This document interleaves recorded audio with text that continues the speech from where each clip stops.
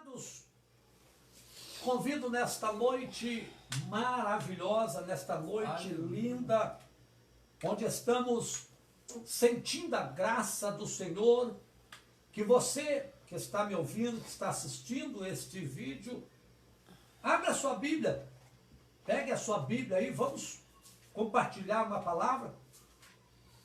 1 Tessalonicenses, capítulo de número 4, e o versículo 16 e o 17. 1 Tessalonicenses, capítulo de número 4, versículos 16 e o 17. Para a nossa meditação. Primeira carta de Paulo à igreja que estava em Tessalônica, capítulo 4, versículos 16 e o 17. É com alegria no coração, temor e tremor diante do Senhor, que quero liberar uma palavra para a tua alma esta noite. Abra o teu coração, aguça os teus ouvidos e vamos juntos estarmos mergulhando na palavra do Senhor. 1 Tessalonicenses, capítulo de número 4, versículos 16 e o 17.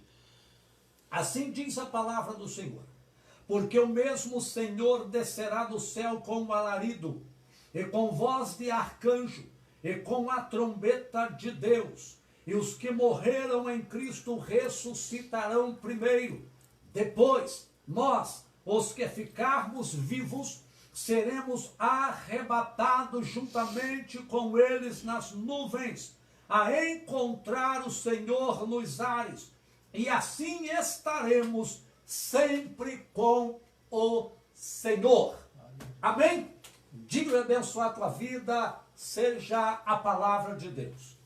Queridos, amados e diletos irmãos, esta noite eu quero compartilhar com você esta palavra. Haja visto que estamos atravessando um período em que muito falam-se acerca do arrebatamento. Muito tem se falado acerca dos sinais da vinda do Senhor. Mas, esta noite, eu não quero descorrer a escatologia, ou o estudo das coisas que estão para acontecer. Eu quero tão somente, à luz de que Paulo escreveu à igreja de Tessalônica, pensar com você como será a... Eu não vou estar pregando ou ministrando sobre a escatologia, sinais, arrebatamento, bodas do Cordeiro, tribunal. Vou pensar sobre a tribulação, vinda com o estabelecimento do milênio, 1000 anos de paz na terra. Não vamos falar sobre esta área. Eu quero tão somente olhar com você sobre como será a vinda do Senhor. Porque, queridos e amados irmãos, se tem algo que eu creio piamente, é que o Senhor virá, é que Jesus virá buscar a sua igreja. E alguém pode me perguntar, mas pastor, por que o Senhor crê que Jesus virá? Primeiro, eu creio porque a Bíblia diz que ele virá. Segundo, eu creio porque o próprio Jesus, ele prometeu em João, capítulo de número 14. Jesus reúne os seus discípulos quando ele está prestes a ser entregue aos homens para lhe ser morto, e ao terceiro dia ressuscitar, dar a sua vida, como ele mesmo disse, para depois tornar a reavê-la. Ele vai reunir os discípulos, estes agora entristecidos, amargurados, porque Jesus está para ser morto, Jesus está para ser entregue aos malfeitores, mas Jesus, reunindo-os, começa a dizer para eles: não se turbe os vossos corações, credes em Deus, crede também em mim. Na casa de meu pai há muitas moradas, se não fosse assim, vos teria dito, vou preparar-vos lugar, e quando eu for e vos preparar-vos lugar, virei outra vez, e vos levarei para mim mesmo, para que aonde eu estiver, estejais vós também. Eu creio que ele virá, porque ele prometeu que havia. Porque eu creio que ele vem, porque os anjos também ratificaram esta fala, anunciaram também que o Senhor viria. Haja visto, quando lemos o livro de Atos dos Apóstolos, a Bíblia vai dizer-nos no primeiro capítulo que os discípulos estavam reunidos quando Jesus vai ser assunto ao céu. Jesus sendo assunto ao céu, a Bíblia vai dizer que eles ainda estavam olhando para o alto. O mesmo Senhor vai subindo, ele se oculta nas nuvens. E quando Jesus se ocultou nas nuvens, quase 500 irmãos, disse Paulo, eles estão olhando para o alto. E de repente foi visto junto a eles os dois varões. E olhou para ele e disse assim: varões galileus, por que estáis olhando para o alto? Este mesmo Jesus, olha a palavra, este mesmo Jesus que foi recebido em cima, ele há de voltar da mesma forma que ele foi. Ele virá, querido, eu creio, porque os anjos confirmaram, e eles não podem mentir, que Jesus o Senhor virá, porque os apóstolos notificaram que ele viria. João pode dizer assim: filhinhos, é já a última hora. Hebreus, o escritor dos Hebreus vai dizer: um poucochinho de tempo, e o que há de vir não tardará. Ele virá, querido. E aqui, Paulo, como ele pôde escrever ali no capítulo 15 da sua primeira carta aos Coríntios, Paulo também vai falar da ressurreição. Paulo vai falar sobre como será o corpo glorioso. Mas aqui, no capítulo 4 de 1 Tessalonicenses, Paulo ele vai nos dar detalhe, e algo que eu acho interessante em Paulo. Paulo, ele descreve o arrebatamento da igreja, começando do céu. Olha que interessante, era como se Paulo estivesse lá no céu, e como se Paulo estivesse olhando o que vai acontecer primeiro no céu, porque, querido, o arrebatamento, ele não começa aqui na terra, ele começa no céu. O arrebatamento da igreja, ele começa uma movimentação no céu, uma ação no céu, porque o Jesus que foi morto, o Jesus que deu a sua vida, foi humilhado, transpassado, ao terceiro dia ressuscitou, 40 dias depois foi assunto ao céu. Este Jesus que assentou-se à destra do Pai, ele vai vir buscar a sua igreja, e Paulo vai iniciar esta fala, esta narrativa. Paulo era como que alguém que estava com os pés aqui na terra, mas a cabeça lá no céu. Querido, como nós precisamos aprender isso, como nós precisamos andar neste mundo, viver neste mundo, mas como Paulo vai dizer em Corinto, como se dele não dependêssemos. Meu pé está aqui no mundo, mas a minha cabeça está lá no céu. Como é isso, pastor? Paulo escrevendo à igreja de Colossos, no segundo capítulo da carta aos Colossenses, Paulo vai dizer assim: se já ressuscitaste com Cristo, buscai as coisas que são de cima, não as que estão de baixo.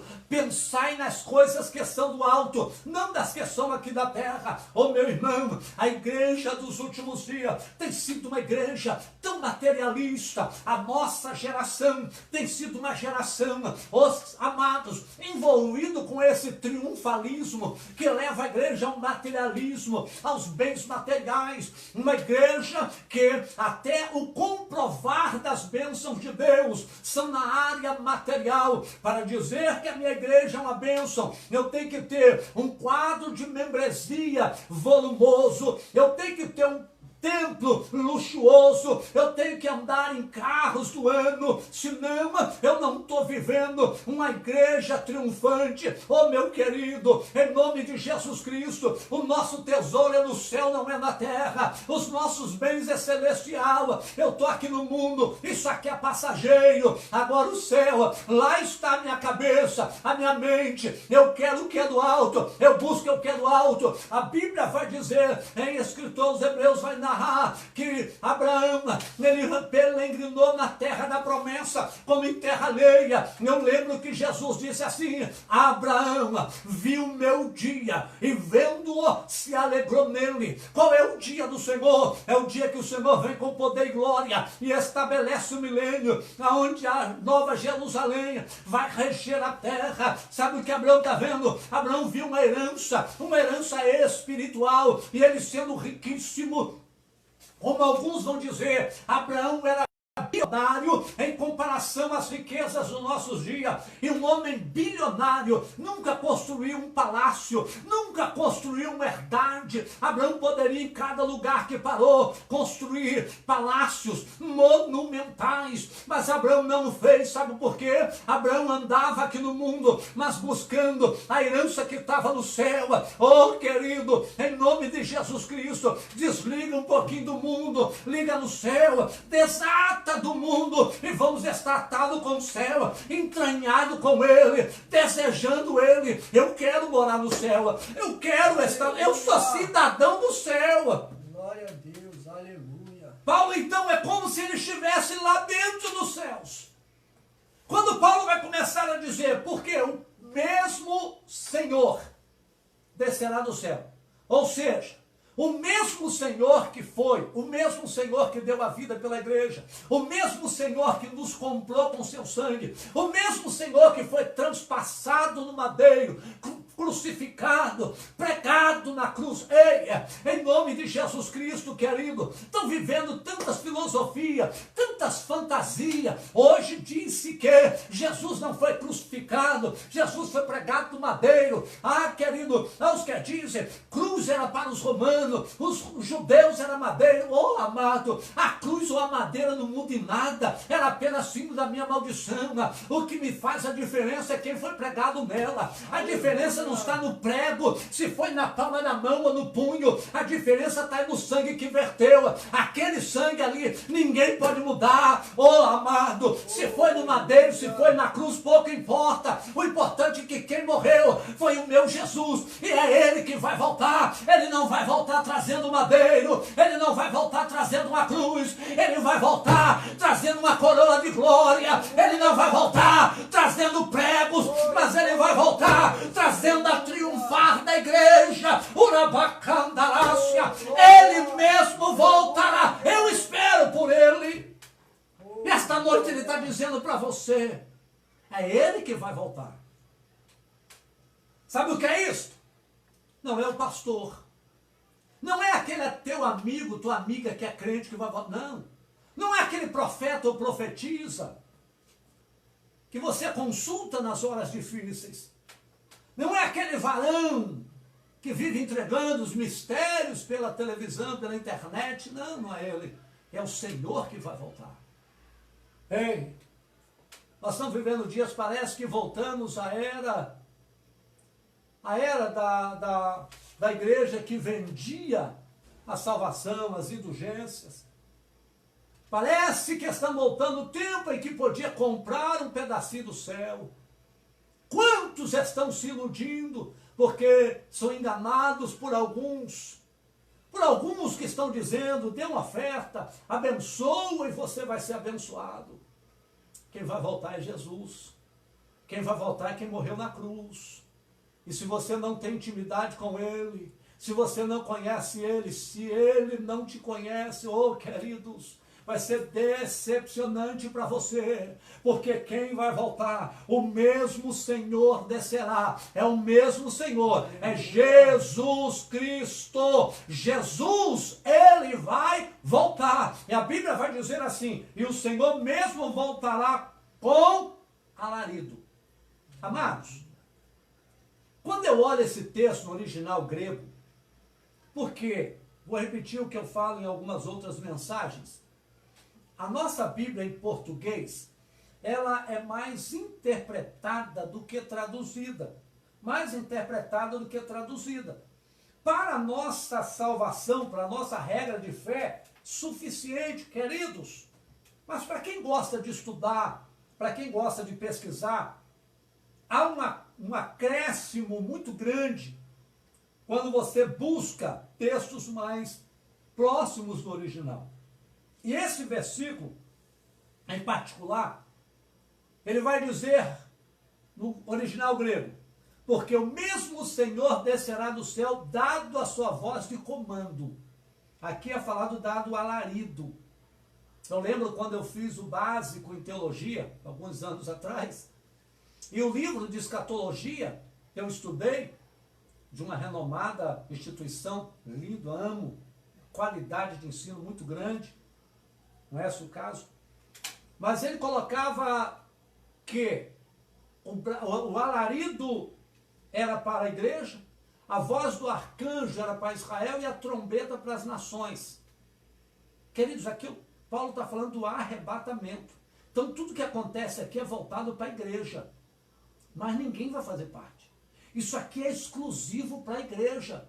Isso aqui é direcionado única e exclusivamente para a igreja. Ninguém mais vai participar disso aqui. Só os lavados e remidos no sangue, não é denominação. É a igreja de Cristo, é a noiva de Cristo. É aquela que não se imacula, não se mancha. Ei, é a noiva do Cordeiro, só ela vai participar.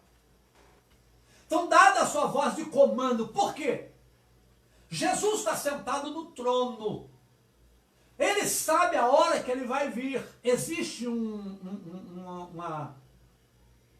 erro de interpretação, porque Jesus, quando esteve em carne, quando esteve aqui no mundo, Jesus usou uma frase assim, daquele dia e hora, ninguém sabe, nem os anjos do céu, nem o Filho do Homem, senão meu Pai que está nos céus.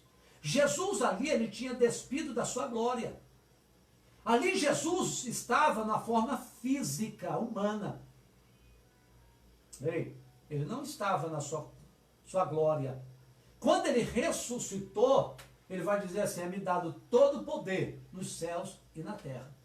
Ali ele volta a ter todo o poder. Como Paulo vai dizer em Filipenses, Jesus despiu da sua glória e se fez homem. Se achado na forma de homem, ele se humilhou para ser servo. Isso implica, queridos, que quando ele falou que daquele dia e hora, ele estava em corpo físico. Mas quando ele ressuscitou, ele tem todo o poder. Jesus, ele tem todo o poder. Ele é onisciente, onipresente e onipotente.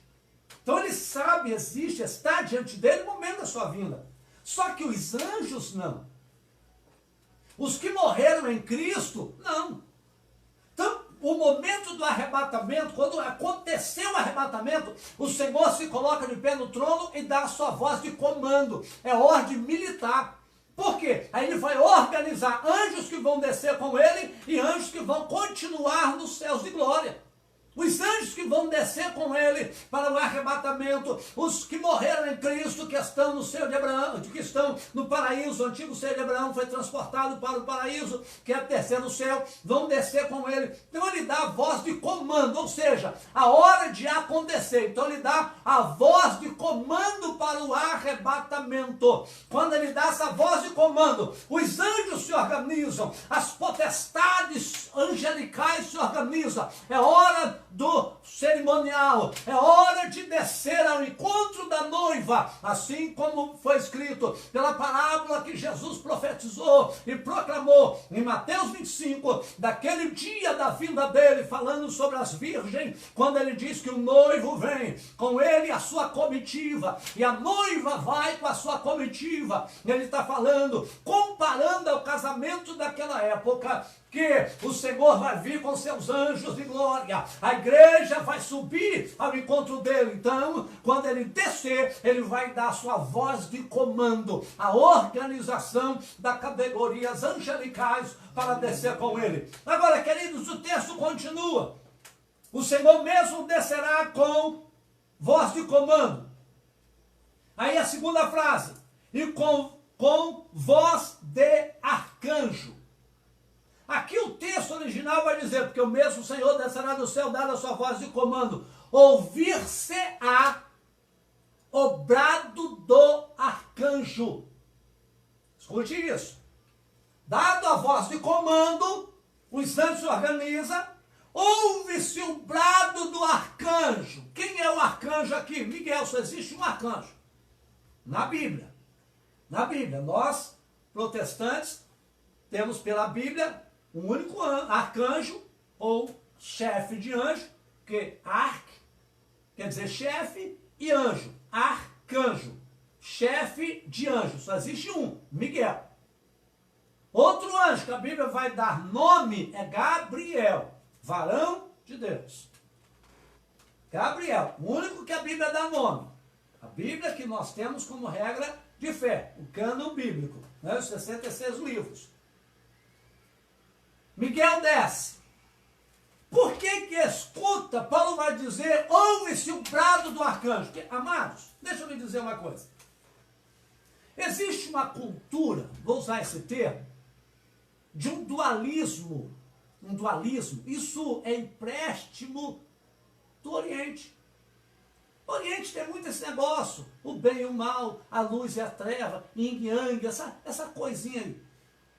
Aí criou-se dentro da igreja o duelo entre Deus e o diabo. Amado, o diabo não duela com Deus, não. Não existe essa guerra entre Deus e o diabo.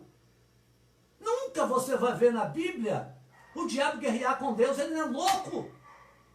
Não tem como ele chegar diante de Deus para duelar. Sempre que há esse conflito é entre Satanás e Miguel. Quem guerreia são os anjos.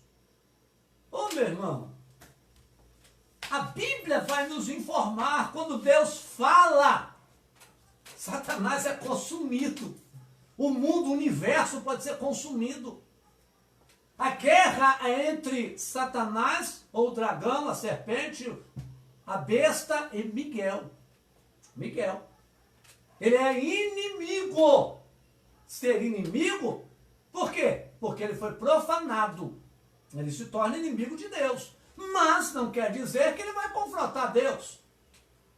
Não quer dizer que ele vai guerrear contra Deus. Aqui a Bíblia vai dizer que Miguel dá o seu brado. Por que Miguel vai dar o seu brado? Agora, preste atenção nisso aqui é lindo demais.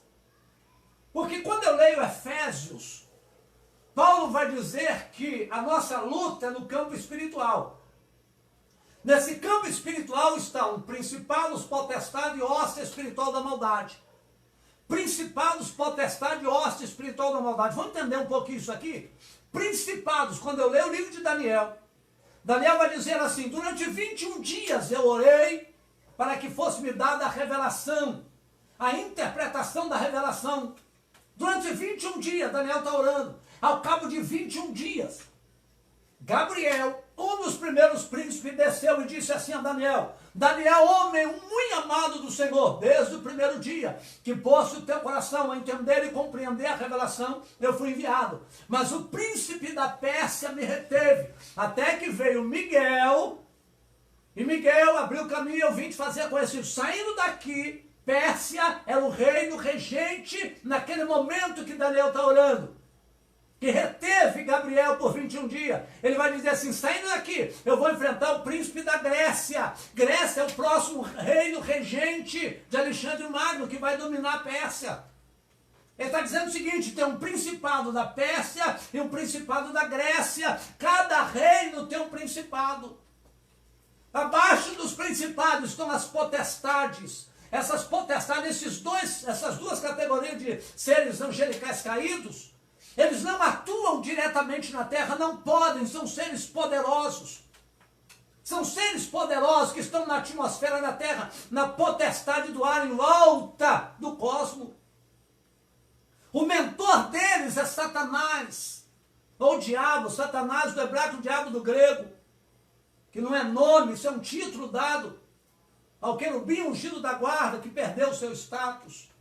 Ele é o mentor dessa organização satânica. Jesus mesmo falou sobre isso. O reino dividido contra si não prosperará.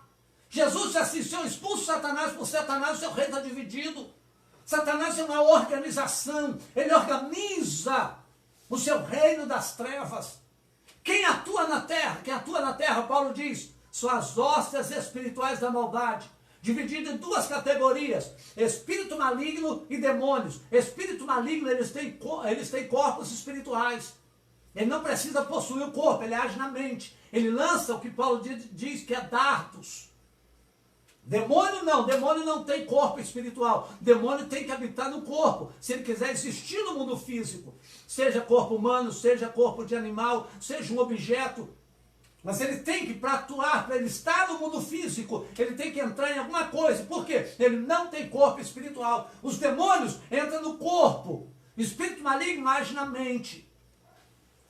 Pastor, e como fica a nossa vida? Ô querido, primeiro, nós somos templo para a morada do Espírito Santo. Então o Espírito Santo habita em nós. O diabo não vai entrar. O diabo não entra porque já está ocupado. A minha vida está cheia do Espírito Santo. A tua vida está cheia do Espírito Santo. Ele te encheu, preencheu a tua vida.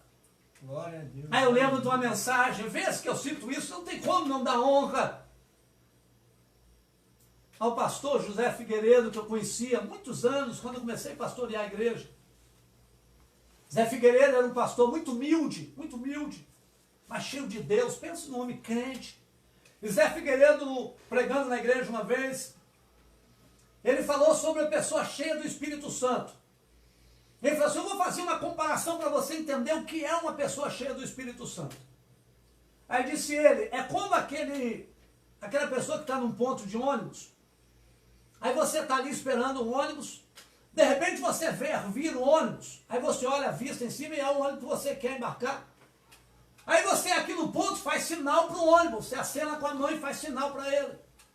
O motorista, o condutor do ônibus está vindo, e quando ele vê você fazendo sinal, ele dá aquela reduzida, só que o ônibus está lotado, não cabe mais ninguém. Aí lá de dentro o motorista só faz assim para você. Ele só bate os dedos assim para você e diz, aí você vai entender.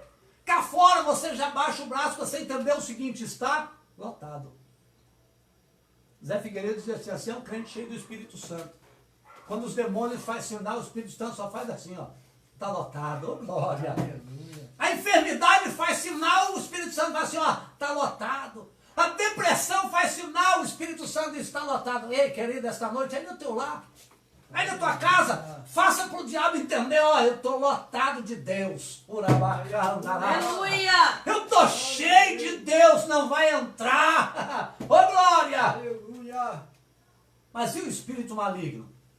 Ô querido, quantas pessoas estão internadas com doenças psicossomáticas, doenças psíquicas? Porque a mente foi tomada por espíritos malignos. Pastor, o que eu for fazer? Paulo disse que nós temos o capacete da salvação. Ó, protege a mente. Não vai entrar não, filha. Seta, vai entrar não. Escudo da fé apaga os dardos do maligno. Ele pode falar o que ele quiser. Eu tenho um Deus que é maior. Ó glória.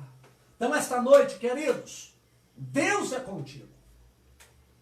Paulo então vai dizer que esta organização satânica, ela está em volta da terra. Queridos, há quem diz, vez você escuta falar que Satanás estava no trono, o inferno tem um trono de Satanás. Não, querido, inferno é cadeia, prisão. Não existe trono do Satanás, inferno não é morada do diabo, nada disso. Ah, quando Jesus morreu, ele desceu no inferno, Satanás estava lá fazendo festa. Estava não, queridos. E quando você vai ler a Bíblia, tu vai ver. Satanás fazia de tudo para Jesus não morrer, porque ele sabia que Jesus morrer, acabou para ele. Satanás conhece a Bíblia, filho. Ele conhece, ele sabia que o descendente da mulher vinha para esmagar a cabeça dele. E tem mais, não tinha aquele negócio que ele tentou Abraão, porque imaginou que Abraão, o filho eu quis esmagar a cabeça dele. Tentou Moisés, porque Moisés ia esmagar a cabeça dele. Nada! Ele sabia que o único que podia esmagar a cabeça dele ainda não tinha nascido, porque quem ia nascer, nasceria da semente da mulher. Abraão era da semente do homem, Moisés era da semente do homem, Davi era da semente do homem. Jesus não, Jesus nasceu de uma virgem, e ele sabia, a virgem concebeu, agora meus dias estão contados. Urabacandarácia, esse que vai voltar, Jesus de Nazaré, o único que nasceu sem pecado. E vai vencer, ei querido, com a igreja, porque ele venceu o inferno, venceu o diabo, venceu o pecado, venceu o mundo, venceu a carne. Ele triunfou sobre todos.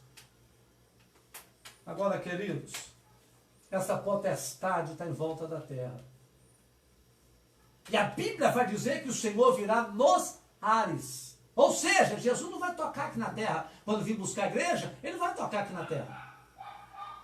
Tem discordâncias teológicas aí sobre, Jesus só vai vir uma vez, que é com poder e glória, Jesus vai vir tocar, pisar no Monte das Oliveiras. Isso ele vai vir para estabelecer um milênio. Arrebatamento espontâneo, repentino, isso não existe. Eu creio piamente. Porque a Bíblia diz que será no abrir e fechar de olhos, ou seja, um piscar milésimo de segundo. Mas há um momento que ele vai vir com o esplendor de todos os olhos o verá. Aí é para Israel, para a igreja, é só para a igreja. É oculto para a igreja. Ninguém mais vai participar. Ninguém mais vai ver, só a igreja, só os arrebatados que vão ver. Queridos, agora, para que isso aconteça, essa potestade do ar tem que sair. É onde o Senhor vai se apresentar para a noiva. É onde ele vai encontrar com a noiva. É onde o Espírito Santo vai subir com a noiva. Por isso que Paulo vai dizer, dá-se ao brado do arcanjo. Por que o brado do arcanjo? Querido, eu imagino o arcanjo descendo do trono, quando a ordem do trono é dada, sai a ordem do trono, Miguel, desce. Desobstrui a potestade do ar. Miguel desce bradando. Oh, glória. Miguel já desce bradando. Satanás, principados e potestade, sai da frente, porque aí vem o Rei da Glória. Oh, aleluia. Imagina, querido, vai ter espírito maligno voando para tudo quanto é lado. Principado, potestade, eles vão para Marte, para Netuno, Saturno, para onde eles quiserem. A terra não, a terra, o Senhor vai se estabelecer no espaço sideral, a igreja subindo. Oh, eu já posso imaginar esse grande dia, o dia em que a noiva encontrar-se-á com o noivo nas mansões celestiais adentrarão. Você que faz parte desta noiva, você que já tem o seu passaporte carimbado pelo sangue de Jesus, adore comigo. Jesus virá buscar você. Jesus virá em um pouquinho de tempo. O que é dever virá. Oh, glória. Glória a Deus. Queridos, eu imagino quando Miguel bradar, quando Miguel gritar e ver o noivo. Aí vem o noivo. Aleluia. Satanás vai caçar o seu canto. Vai sair da frente, sair da potestade do ar. Aleluia. Porque ele vem, ele é glorioso. Ele não vai deixar sua noiva ser contaminada. Querido. Deus. Por a mão de quebra-lasca. Aleluia. Isaías trouxe uma palavra profética. Que ele diz assim, um menino nos nasceu. Um filho se nos deu. O principado está sobre os teus ombros. E o seu nome será maravilhoso, conselheiro, Deus forte, Pai da eternidade, príncipe da paz. O menino nos nasceu. Aí é Maria. Maria foi o canal pela qual o menino nasceu. Mas Maria não deu filho para ninguém. Quem deu filho foi o Pai. Porque antes de Maria, Jesus já era filho. Jesus não torna filho quando ele nasce do ventre de Maria. Ele já era o Filho eterno de Deus. Então agora vem a segunda frase. Um filho se nos deu. A honra de Maria, querido, isso aqui é algo maravilhoso. Imaginar a honra de Maria em ter no seu ventre o Filho de Deus é uma honra. Uma santa mulher de Deus. Ei, maravilhoso. Tem um processo que Maria enfrentou, dando a sua cabeça a prêmio para manter a sua fidelidade ao Senhor, isso é glorioso.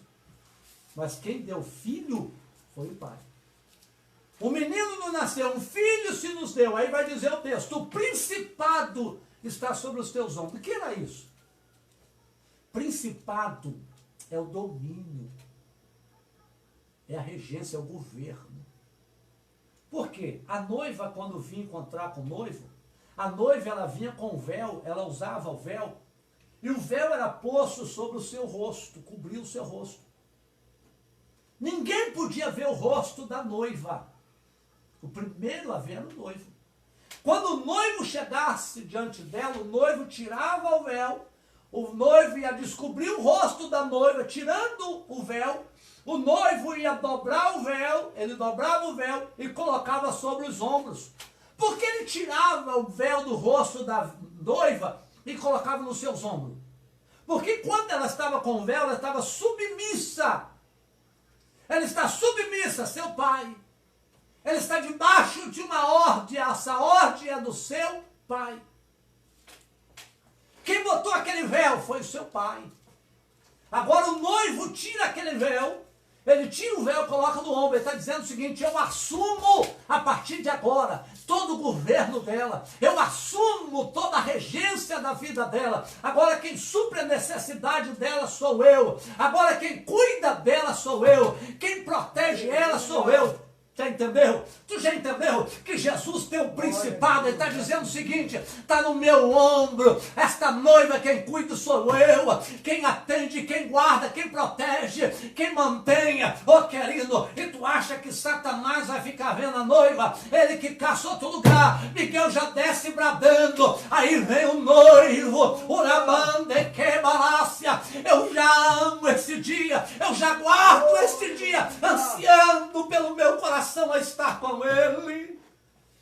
Aí a Bíblia vai dizer: quando for dado a voz do arcanjo Miguel, ouvir-se-á. A nossa versão vai dizer: porque o mesmo Senhor descerá do céu com alarido e com voz de arcanjo e com a trombeta de Deus. O mesmo Senhor descerá, dado sua voz de comando, ouvir-se-á o brado do arcanjo e o soar de uma trombeta. Vou repetir: o soar de uma trombeta. Não são duas, não são três, não são 7 trombetas. Não, uma trombeta. Por que o texto, Paulo faz questão de frisar o soar de uma trombeta? Porque uma trombeta, aí eu preciso ater-me a Bíblia. Lá no Antigo Testamento, quando Moisés sai do Egito com aquela multidão, quase 3 milhões de pessoas, os pesquisadores vão dizer que era em torno de 2 milhões e 800 mil, 700, 800 mil pessoas, entre os judeus e o populacho, o misto do povo. Imagina essa multidão no deserto, andando pelo deserto. Tinha uma hora que era para parar, montar o tabernáculo. Tinha hora que era para desmontar o tabernáculo e caminhar. Tinha hora que era para vir todo mundo diante do tabernáculo, da tenda. Tinha hora que era para vir só os príncipes. E como isso funcionava? Deus falou com Moisés assim: Moisés, faz para ti 2 trombetas de prata. Escute isso: 2 trombetas de prata. Já havia entre os judeus, como existe até hoje, o shofar. Trombeta feita com chifres de cordeiro. Não é esse o caso. Essa shofar é para princípio de adoração, de guerra. Essas 2 trombetas de prata é para a convocação da nação. É para convocar judeus. Queridos, elas eram tocadas as 2 de várias formas. Por quê? Cada tipo de toque, tocou as 2 de forma una. Era para um propósito. Tocou de forma de arrepique, para outro propósito. Quando tocava uma trombeta, a única vez que era tocada uma trombeta, escute isso, só tocava uma trombeta quando era para convocar diante da tenda da congregação todos os príncipes. Vou repetir: todos os príncipes. Isso implica que Paulo está dizendo aqui, o soar de uma trombeta. Paulo está dizendo o seguinte: se fossem 2 trombetas, iria todo mundo que falou que a igreja está subindo, todo mundo que tem um nomezinho no hall de membro lembro, estaria subindo. Mas Paulo vai dizer assim: ouvir-se-á o som de uma trombeta. Sabe o que ele está dizendo? Isso é para príncipes e princesa, não é para qualquer um, meu irmão. Tem muita gente servindo a Jesus, como a própria Bíblia vai dizer, de forma fraudulenta, enganosa, relaxada. Ô querido, vai subir não, amado. Pessoas que estão vivendo em pecado, mas estão dentro da igreja, vivendo em iniquidade, está dentro da igreja, não vai ouvir o toque não. O soar de uma trombeta são para os príncipes e princesas, aqueles que ainda estão com compromisso, com sinceridade. Aí Paulo vai dizer: o Senhor mesmo descerá do céu, dado a sua voz de comando, o brado do arcanjo e o soar de uma trombeta. E quando essas trombetas soar, os mortos em Cristo ressuscitarão, e nós, os que ficarmos vivos, seremos transformados e subiremos com eles ao encontro do Senhor nos ares. Quem está guardando esse dia? Quem está esperando esse dia? Adore comigo, exalte comigo, Ele virá. Orabacanderebarácia. Olhe por tua alma esta noite. Olhe por tua vida esta noite. Quando Ele vier, não vão subir todos. Sabe o que me chama a atenção, queridos? Quando o Senhor fala sobre as parábolas que mencionam a vinda do Senhor, ou a vinda do Filho do Homem, você vai ver sempre 50%. 50 vai, 50 fica. Tem dois, um vai e outro fica. Tem dois, um sobe e outro fica. Ei, de que grupo você é? Dos que sobem ou dos que ficam? Dos que são príncipes e princesas, ou daqueles que fazem parte só da congregação? Só você pode responder. Só você pode responder. Porque são duas pessoas que sabem quem é. Os que sobem sabem os que ficam. Primeira pessoa, Deus. Segunda pessoa, você mesmo. Só você pode responder. Só você pode responder. O escritor aos Hebreus vai dizer: segui a paz com todos. Segui a paz com todos. E a santificação, sem a qual ninguém verá o Senhor. Então, essa noite, queridos, em nome de Jesus, estamos vendo os sinais se cumprirem. Estamos vivendo os últimos momentos da igreja. Então, hoje é para você, é um alerta para a tua alma. A Bíblia dá detalhe como ele vai vir, já mostrei para você. Paulo vai dar detalhe da vinda do Senhor. Agora só vai deixar para você essa pergunta: de que grupo você é? Dos que sobem ou dos que ficam? Então, esta noite, fecha os seus olhos aí na tua casa. Faz uma análise introspectiva. Olhe para dentro de você. Olhe para dentro de você, a sua prática de vida. As coisas que você tem vivido, que você tem feito. Os ambientes onde você tem frequentado. As coisas que você tem compartilhado, as mais obscuras. Deus conhece a todas. Deus conhece a todas. Então hoje, se a trombeta tocar hoje, você ouve? Você vai ouvi-la? Então feche os teus olhos. Enquanto eu estou orando, faz uma aliança com Deus. Remove a tua aliança com Deus. Quem sabe você ainda não aceitou Jesus, Ele virá. A Bíblia é bem clara para dizer que Ele vem. E você pode fazer parte desse povo hoje.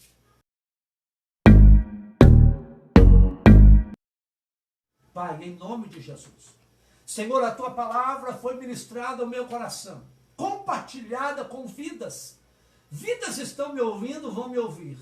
Pai, que esta palavra germine corações, que esta palavra encontre guaridas. Pai, que esta palavra, Senhor, venha produzir fruto digno para o arrependimento. Pai, em nome de Jesus, muda a história deste que me ouve. Muda, Senhor, o comportamento. Muda a atitude, Pai. Que o teu Espírito Santo convença esta vida hoje hoje, para a glória do teu nome, em nome de Jesus, que eles sejam abençoados, salvos pelo poder da tua palavra, em nome de Jesus. Amém. E amém, Senhor. Glória a Deus.